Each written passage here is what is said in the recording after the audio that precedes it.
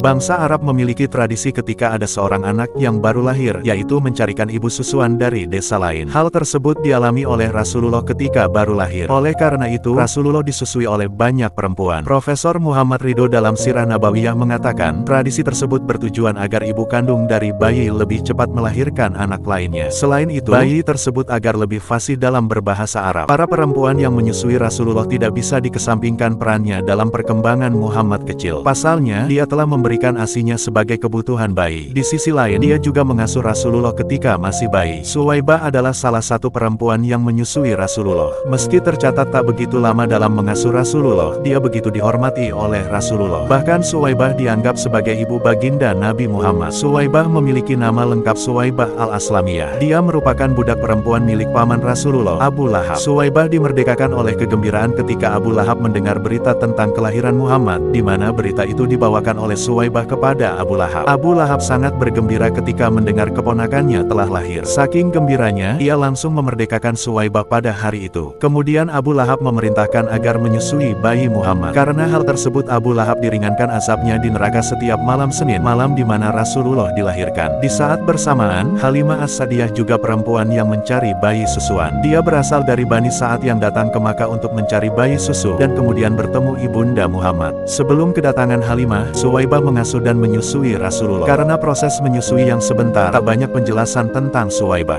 Dalam sejarah hidup Muhammad Husain Haikal mengisahkan proses Muhammad diserahkan kepada Suwaibah.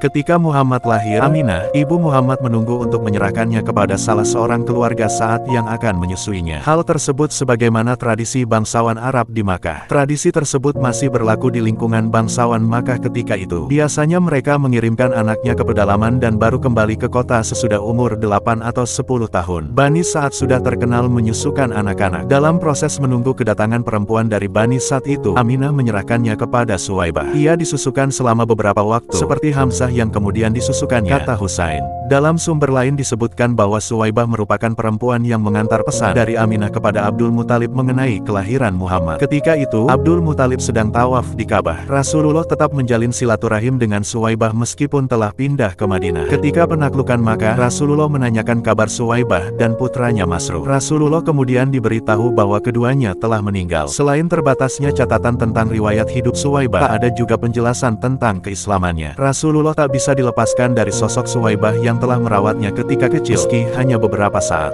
Dalam beberapa catatan buku disebutkan bahwa terdapat 8 perempuan yang pernah menyusui Rasulullah semasa kecil. Namun, ada juga pendapat yang menyebutkan lebih dari 8 perempuan yang pernah menyusui Rasulullah. Perempuan-perempuan tersebut antara lain Aminah yang tak lain adalah ibunya sendiri. Selain itu, ada Suwaibah, Halimah As-Sadiyah, Khawlah binti Al-Muzir, Ummu Aiman, dan seorang perempuan dari Bani Sa'ad selain Halimah. Kemudian ada juga 3 perempuan tua yang juga ikut menyusui Rasulullah. Di antara mereka yang paling lama menyusui adalah Halimah binti Abu Zuhaib As-Sadiyah atau biasa dipanggil Ummu Kabsyah.